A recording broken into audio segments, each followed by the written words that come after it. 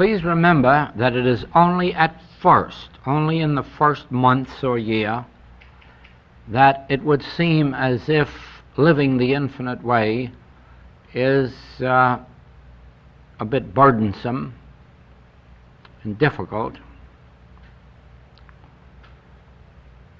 and be willing, for the sake of the fruitage,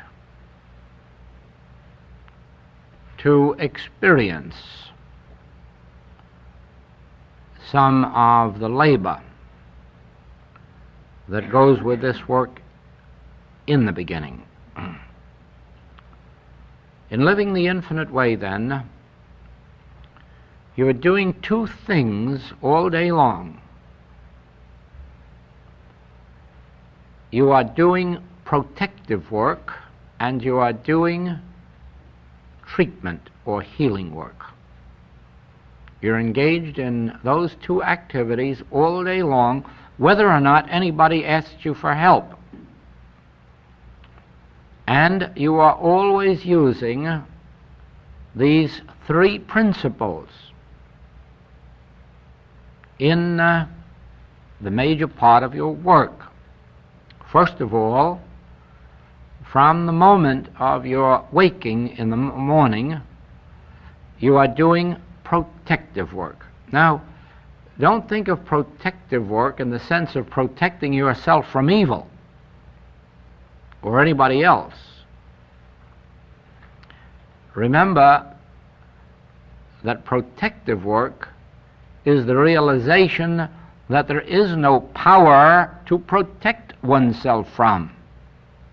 That is protective work. Protective work is living in the realization that since there is only one power, there are no other powers to do anything or be anything, and any suggestion of such as this mesmeric influence or mortal mind or arm of flesh or nothingness. Now, without this, you are not consciously thinking of accidents or discords or diseases or sins or temptations, but you are permitting yourself to accept unconsciously or subconsciously the world's mesmerism, the world's hypnotic suggestions. In other words, this evil touches our lives, any form of error touches our lives in very much the same way as this subliminal perception operates. In other words, there is something entering our consciousness which we do not see, hear, taste, touch, or smell. It enters in the form of suggestions or mental impositions. You don't have to see a headline to know that there's trouble in the world. You inwardly feel it. But even if you can't sense that it means trouble, you can tell it that you've awakened with a headache, or you've awakened with a dullness, or you've awakened with a sense of fear. None of this originates in you. None of this is part of you. You may not even have read that there's a flu epidemic going around, and the first thing you know, you have flu. You weren't exposed to it. You didn't consciously entertain it. But suggestion enters our thought, our consciousness, and when there is not a protection from it inside, that is, the understanding that this hypnotic influence, mesmeric influence, whatever you want to call it, a mental malpractice it really is, unless there is a realization that it isn't power, that it is not an emanation of God, it can take root in you and appear in any form or every form, and it does appear, and that is why we have these human experiences. Now,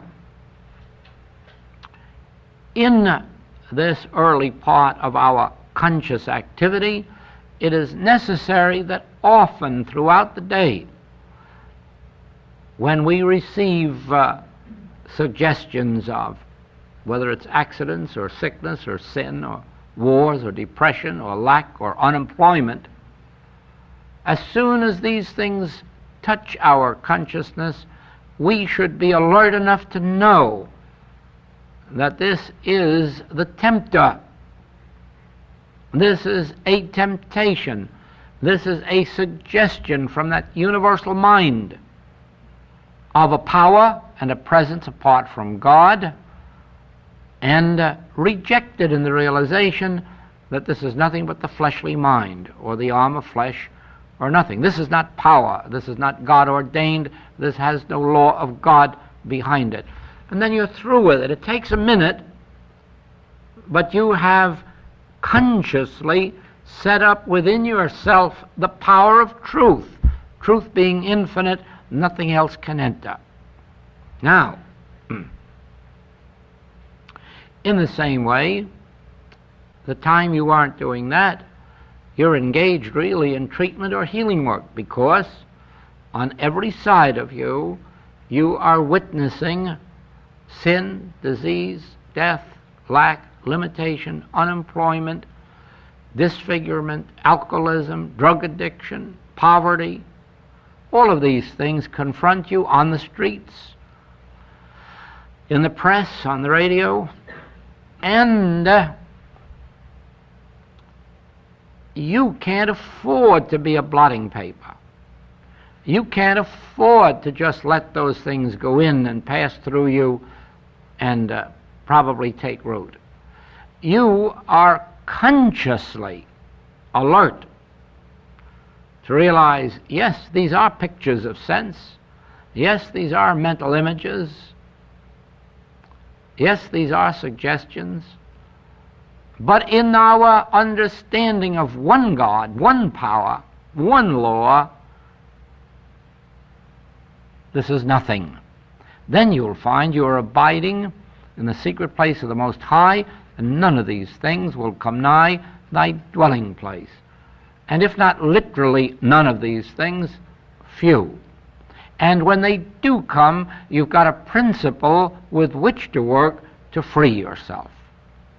Oh, it is probably true, as far as I know it's absolutely true, that there are no humans on earth who completely avoid discords and inharmonies, not even if they lock themselves away in monasteries or convents, because that same old human mind follows us wherever we go, and it accepts these subliminal suggestions even when we're not aware of them. So there's no place you can go and hide from the world's troubles, because your mind is a receiving station. And you don't have to see, hear, taste, touch, or smell in order to become aware. You can get it right from the atmosphere. Now, once you have trained yourself to realize that all of these appearances, and that's what Jesus called them, appearances. Judge not after appearances, judge righteous judgment. Everything that came in that nature to his awareness was an appearance. And he didn't judge by that, he let it pass by in the realization that it was only that. Thou couldst have no power over me. What did hinder you? In other words, it isn't power, then it can go by. Now, as you engage in this practice, you'll find two things. First of all, you will save yourself from so much of this world's woes, so much of this world's negative experiences. But what is even more important than this is that once you have proven it in your own experience, you will see how quickly your conscious awareness of these principles begins to set others free. They don't have to know that you're knowing the truth for them or about them. And yet, you'll be surprised how many will receive healing without knowing the direction from which it comes. And of course, since we're not out for personal glory, and since we didn't do it as a personal thing, it was a principle in operation, we need not be concerned about getting credit for it. To us, the joy and the satisfaction is that we have discovered a principle of life that we can live by and which will benefit those who are receptive and responsive to it. Getting credit for it is a lot of nonsense, because it makes no difference how many medals are pinned on you while you're here. You can't take them with you. It makes no difference how many honors or titles you receive in this life. You don't take them with you. So really, we don't require any. You know what we take with us as we leave this plane? We take with us every single bit of spiritual enlightenment, every bit of knowledge of good. This is stored up where neither moth nor rust can corrupt, and we take it with us. It becomes the foundation of our next experience.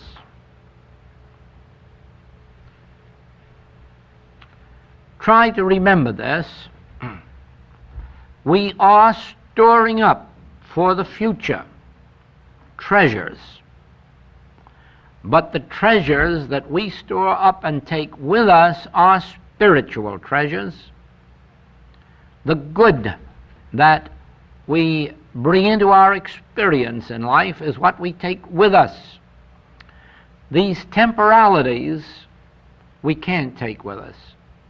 Our money and stocks and bonds we check at the probate court as we go out. And the medals, they go to Smithsonian Institute. And the titles and the honors on our certificates, our family take down off the wall and send down to the basement for a few years and then burn them. These are of no avail to us, not one bit. And even the good that is sometimes spoken of us is relatively unimportant. There are probably just as many saying the opposite. But every principle of life that you embody in your consciousness becomes your state of consciousness throughout all time. Just as every skill that you attain here is yours throughout your experience here. You don't lose your skills, you don't lose your abilities, you don't lose your wisdoms. And so it is that you carry with you. Now, this isn't in the nature of trying to build up rewards for the next life, but rather the understanding that the principles of spirit, the spiritual principles which we learn, are our own protection, our own health, safety, and security and peace, and they are the principles which we know will be the freedom for every individual on the face of the globe as the world awakens to these principles. Now, you may think that you are living your own life and that nobody else is affected by it. You may think that you are unimportant, or that you are unknown, or that you have no influence. And I want to tell you that this is the most disastrous state of thought that you can possibly indulge. There wasn't anybody more unimportant than Thomas Edison when he was selling newspapers on a train.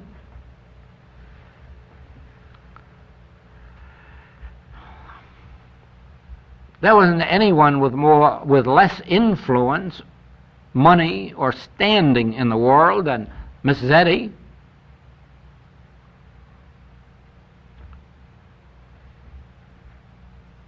There wasn't anybody in the world farther removed from any possibility of doing anything for anybody in the world than I was, out about my business of buying and selling merchandise. And yet, in the experience of thousands and tens of thousands, it is discovered that if I live my life unto myself, and if I concern myself only with attaining some of this wisdom for myself, I can't keep it bottled up within myself. It has to spread. Somebody witnesses the fruitage of it and wants some of it. And that's how it begins. There isn't any one of us who knows how very unimportant Jesus Christ was as a Hebrew rabbi. And certainly every one of us knows how true his words have become, that my words shall not pass away. For they still live in our consciousness, awaiting our demonstration this very day. There is no one, especially in a free world, unimportant. Nor is there anyone living solely and exclusively unto themselves, even if they seem to be so. Because, as Emerson told us, what you are shrieks so loudly I cannot hear what you say. In other words, what is taking place in your consciousness is an influence. And therefore, if you are studying these principles for no other reason than learning them, than finding out what the secret of life is, eventually these principles will do something to your life, and then through you to someone else. And you have no way of knowing how widespread that will be in time. No, there are unimportant people in this world, and they're all the people who believe they're unimportant. And that's what keeps them so. We are important to each other. We are important to the entire world. We cannot live unto ourselves without benefiting others if our attention is on seeking out, searching out the secrets of life. No one can keep them hidden. I don't know if you know that Albert Einstein expected to go to his grave keeping secret all that he knew about the atom. He had pledged that to himself, that he would never reveal his knowledge to anyone, not because he didn't understand the great good that would come to the world through the right use of this knowledge of the atom, but because he knew that in the wrong hands, the evil that it could do. And he didn't feel that even the good that it could do was worthwhile if any of that evil got out in circulation. And he only gave up this information on the personal word of the one to whom he gave it, that it never would be used for a destructive purpose. And under those conditions, he gave up that secret. Well, of course, the promise wasn't kept, but the point is this, that eventually the day will come when that knowledge that he gave to the world will benefit it. when we're long past the thought of its destructive power, we'll find the greatness of its constructive power, and then the whole world will be rebuilt, so that even if you want, you can't keep bottled up in you these secrets, these principles, these laws. Now, you must understand that these spiritual laws and principles do not only manifest themselves in what we call this spiritual healing or spiritual living. Oh no, it isn't meant that everyone on the earth should just be a religious mystic or a spiritual healer. These spiritual principles will manifest themselves in new forms of music, new forms of art, new forms of literature, new scientific discoveries. Never forget that. It must be 5 years ago that I said to classes that probably within 25 years there won't be any need of spiritual healers, because there won't be any more disease on earth. Because medical science has wiped out much of the diseases of the earth, and I have every firm conviction within me that within 25 years it will have solved all the rest of them, more especially the major ones. And that, of course, would put us out of business. Of course, some of the medical doctors are afraid we're going to put them out of business. We never are. And if we expect to be healers all of the time, you can take my word for it, they're going to put us out of business. But that is not our function. That is only one of the temporary landmarks on the way. It is only one of the temporary signs of the spiritual principle. I know that it will not be too long before medical science will have wiped out major diseases, but our function will be greater than ever, because without having our health to concern ourselves about, we can give our entire attention to living with these spiritual principles and let them come forth in new forms of peace on earth, new forms of peace treaties, new forms of life. You probably know that for several years past, I have been one of those active in seeking to make this University of Hawaii have its place as an international institution, and have worked with that magazine. Now, the Spirit operates on that plane of consciousness to unite East and West, and to unite it through the cultures, the languages, the literature, and the art of the world.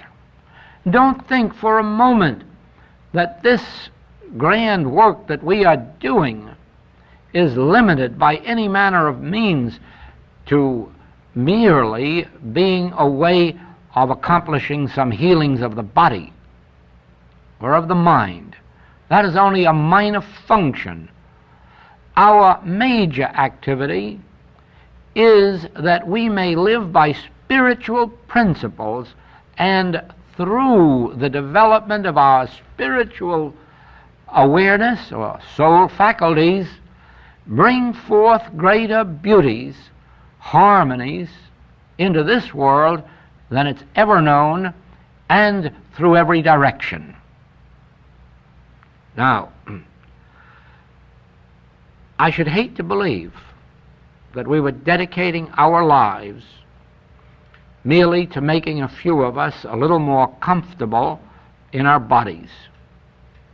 No, every healing is to be a witness to you that Here is a principle of life which, when understood and practiced, will bring forth harmony.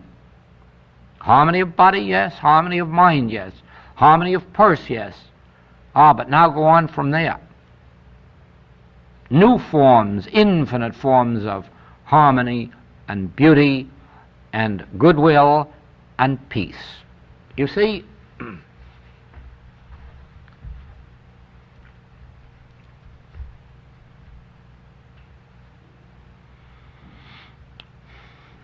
travel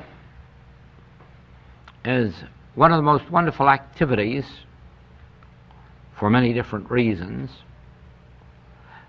But in my lifetime of travel, its main function has been meeting people. My interest is people. I've seen all the scenery, sometimes once, sometimes twice, but that's enough for me. I've seen the art galleries too. But I like people. And I don't go back around the world over and over and over again to see more scenery or even to see more art galleries. But it's to meet people. Because in our relationship with each other lies the secret of life. Life is for living, and living cannot be done except it is done with each other. No one can live a life unto themselves and be fulfilled. No one. And no nation, no race, no color, no creed can live unto itself and become anything but ingrown. Now the time is ripe. Now the time is ripe when travel takes place faster, cheaper than any time in the history of the world. And we're all travel conscious, not only the people of this country, of all countries. Even those who believe at the moment they can't afford it are trying to afford it. And although many of them do not realize that the purpose of the travel is more than seeing scenery, nevertheless, you'll find that the more traveling takes place, the more meeting of minds there is, the greater understanding of each other there is. But that's on the human level. Think now, when each one of us is aware of the fact that we are the temple of the living God and are no longer ascribing evil to each other, no longer believing that evil is a component part of this race or that race, or this nation or that nation. Think, as we embody these spiritual principles, and then discover that this spiritual illumination is a bond, an invisible bond between all of us. Then you'll commence to understand the greater functions of a message like the Infinite Way. And you'll understand why you cannot fulfill that function until, first of all, you have a God. And in having a God, you lose all fear. Fear of person, fear of thing, fear of condition. Because you cannot have a God and fear. Only an atheist can fear.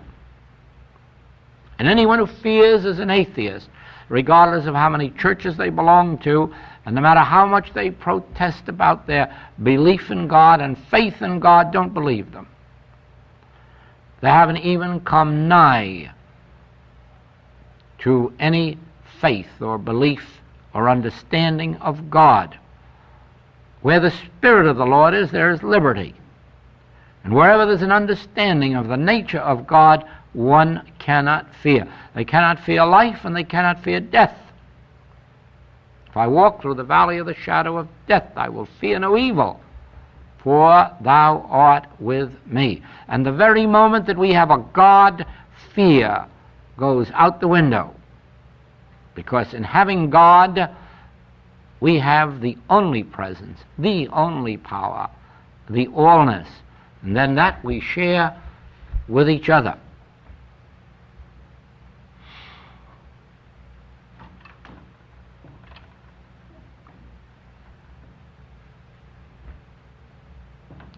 So we practice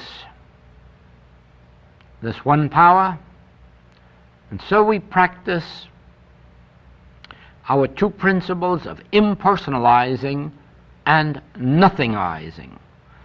And as we do, we are lifted into this higher spiritual atmosphere in which we have contact with each other on a spiritual plane, in which we have contact with the wisdom of the world.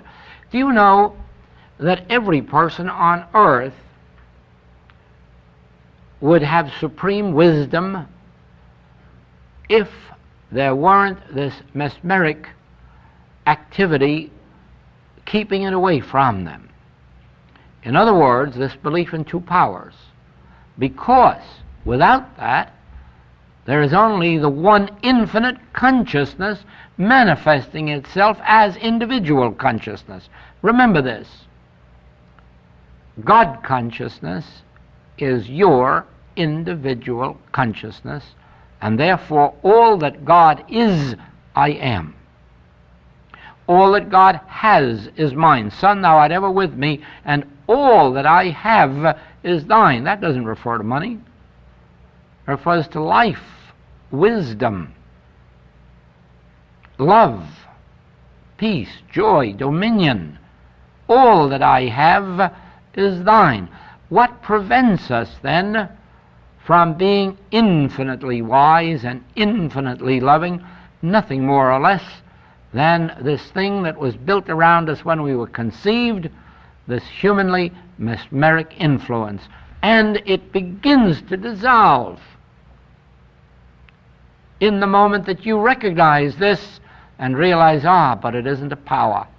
It has acted a power in my experience because I have accepted the world belief in two powers. And now I know there is but one power.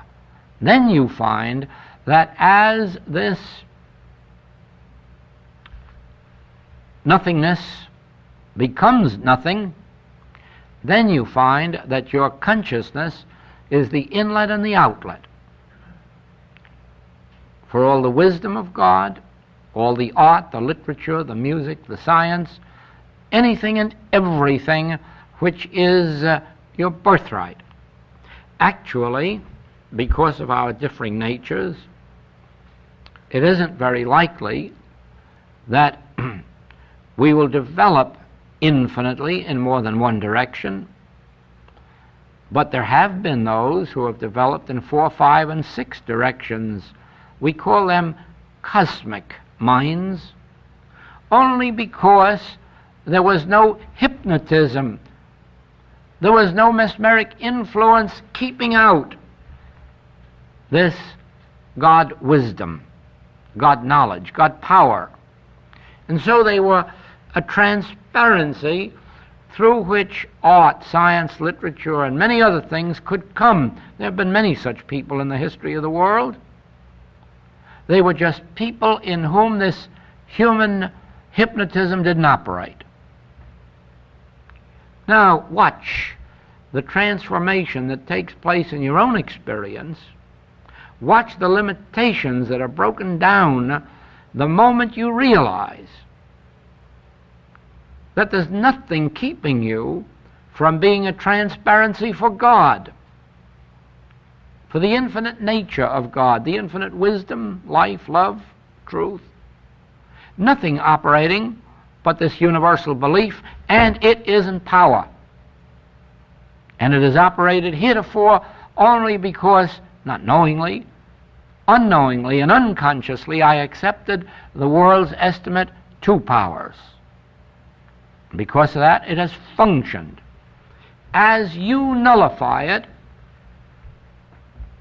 it begins to lose its power in your life, and you become a greater transparency for divine wisdom, divine love, divine life, divine powers.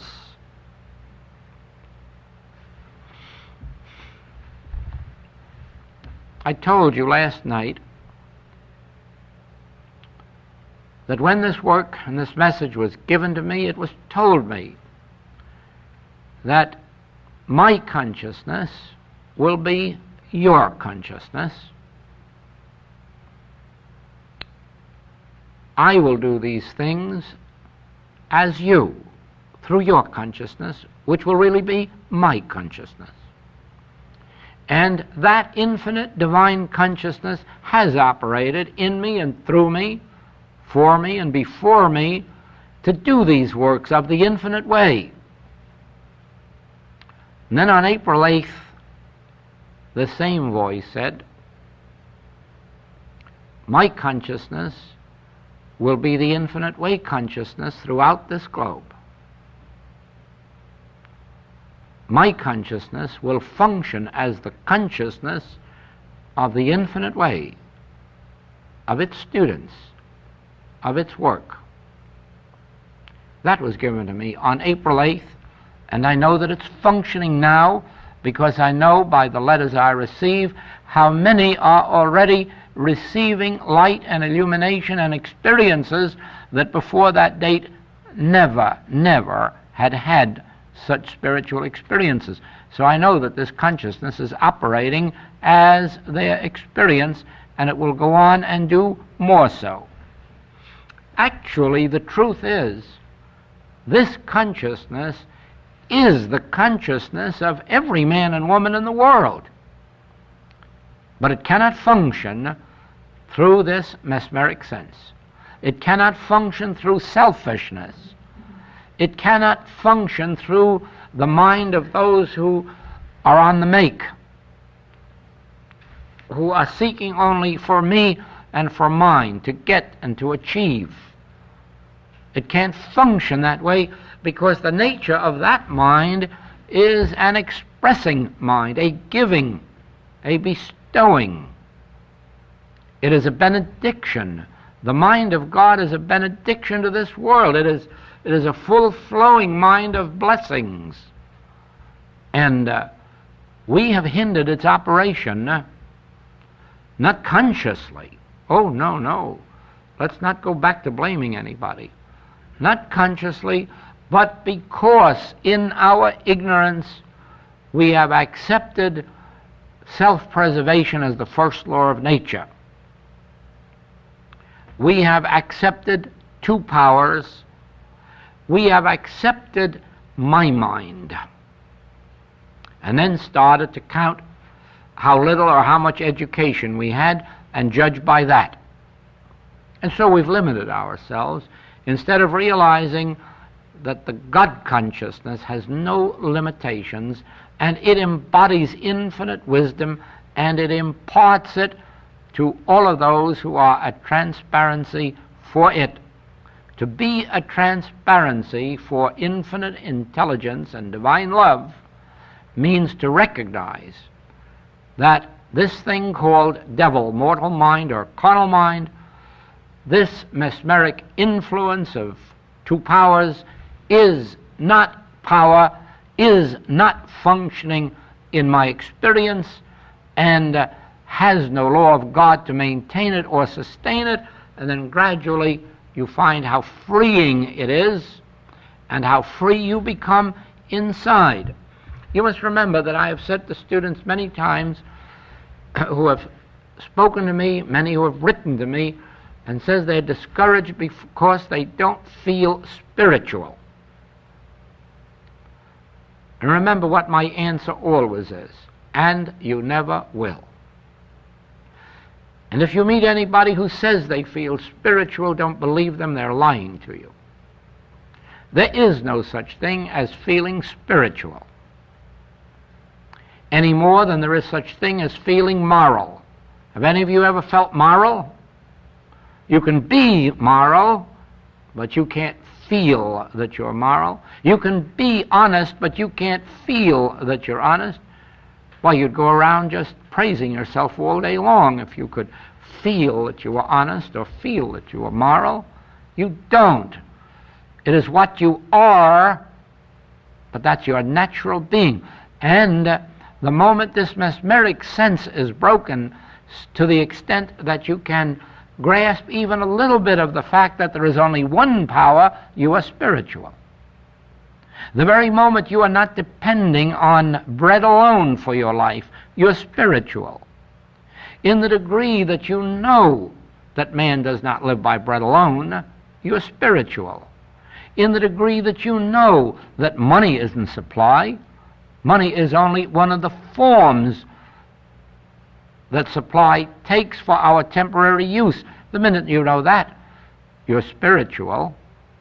The minute you know that God is infinite, the only power, you are spiritual, but you can't feel it. You can be it, you can experience it, but not feel it. I don't think musicians feel musical. There is no such thing. So don't try to make an emotional experience of this and try to feel spiritual. Don't try to feel mystical. Don't try to feel anything. Be it. Be it. Don't feel it.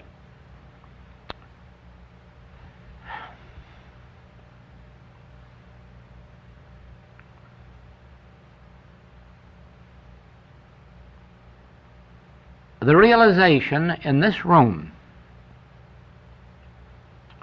of these principles begins instantly to operate as a freeing influence in your consciousness. And it doesn't heal you of anything. It doesn't enrich you. It doesn't improve your morals. It breaks the mesmeric sense and leaves you as the spiritual being, the harmonious being, which you naturally are. I don't know how to describe that, except that there are times when we have a limiting sense of ourselves, and then there are other times when, for one reason or another, that limiting sense disappears and we are our natural selves. Or there may be times when we have a fearful sense, and for hours we may be walking around in fear or dread, and then all of a sudden it dissipates and it's gone and we are our natural selves. Well, that's what I mean by this. Every sense of limitation, every sense of discord, every erroneous trait of character is nothing more than an erroneous sense that's gripping us, and the very moment that one with God begins to realize the one power and the non-power of this mesmeric sense, a sense of freedom takes its place. And you're the same person you were, only now you're free. Whereas before I was blind, now I see. Whereas before I was in a sense of limitation, now I feel free. Whereas before I may have even felt inadequate, now I feel adequate to whatever situation is brought into my experience. The whole thing really is dehypnotization. Now, many, many years ago,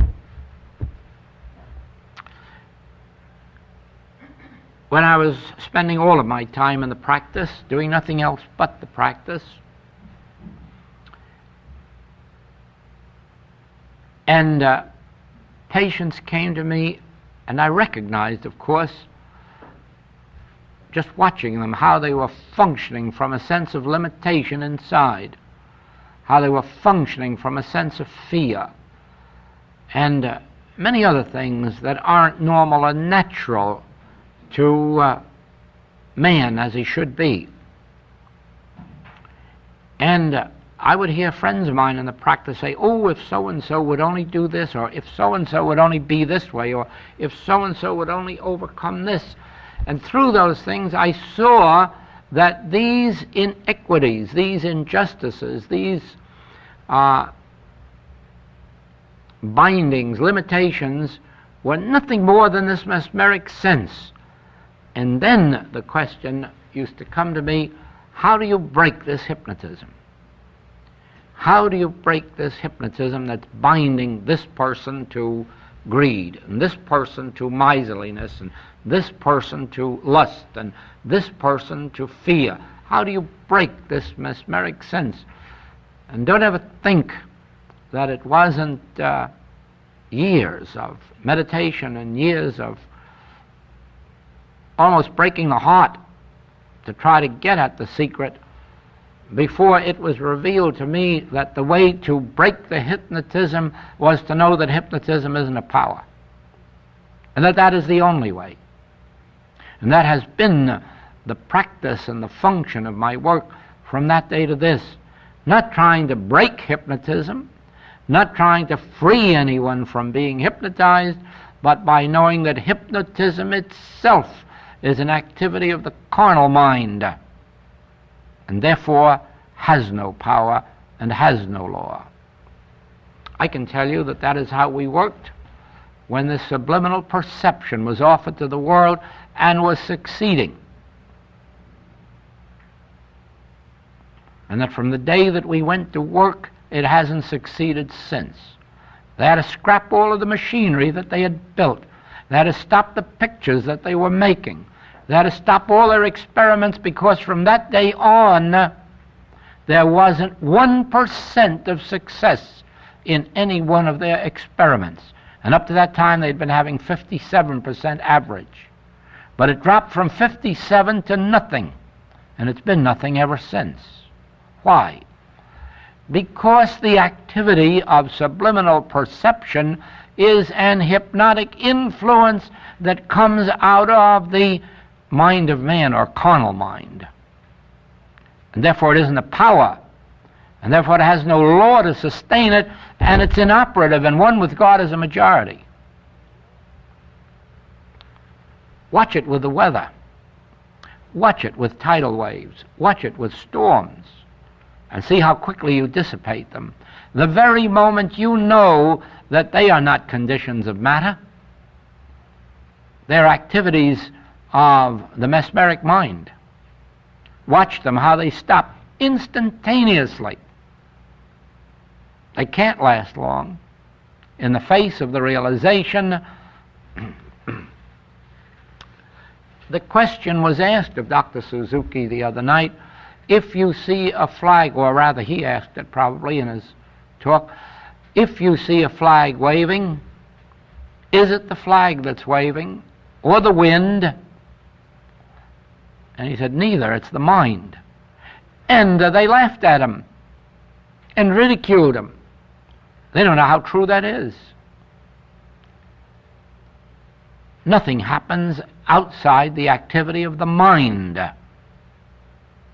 If it did, there'd be nobody aware of it. Nothing happens outside the activity of the mind. Not a thing. Therefore, if it's the mind of God, you cannot change it, you cannot alter it, you cannot improve it, and don't try. Don't try to fool with 2 times 2 is 4. Don't try to fool with the movement of the stars or the sun or the moon or the tides. Don't do it. These are the activities of the divine mind, the divine consciousness, the infinite, immortal, eternal, that which was before there was a human being to know it. But anything that exists as an activity of the carnal mind, you can nullify.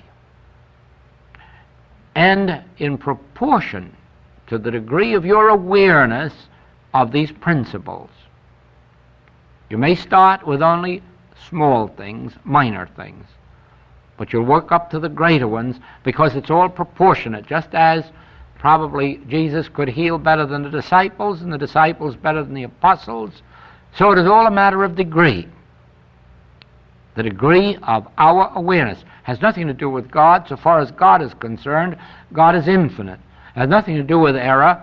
So far as error is concerned, it's nothingness. It's the arm of flesh. Now, what does matter is the degree of our awareness of these principles. And once you know that anything that is the emanation of the carnal mind, of the devil, of Satan, of mortal mind, any time, any moment that you know that any such emanation is without law, without God being, God presence, or God power, you have started to annul it. Now, in your present state of consciousness, if it doesn't yield the first time you know it, keep at it 100 times. Because sometimes it takes 100 times of knowing to break it. Probably, if you had found the spiritual master at his height, he would have broken it the first time. But if you and I aren't at that level, let's go back at it the second time, and third time, and fourth time. Those of you who have ever asked me for help for any problem know that I have never been impatient if it didn't yield at once. I'm perfectly willing to go back the next time, and the next time, and the next time until it does yield, because I know that it's only the degree of our awareness, the depth of our awareness, that really meets the situation. And if we haven't got it today, let's go back at it tomorrow and keep at it until we accomplish it. Above all things, remember this. Every word I have said to you tonight is absolute truth. And also remember, it will not do a thing for you except in proportion as you can embody it in your consciousness and consciously utilize these principles in what you would call prayer or treatment or contemplative meditation, but making these principles active in your consciousness. The time will come when you will find that there will be very little human effort involved, very little mental effort. But that will only come as these principles are embodied within us and become real to us. Now you know what's happened, don't you? It just about cut out the rest of this class. Thank you.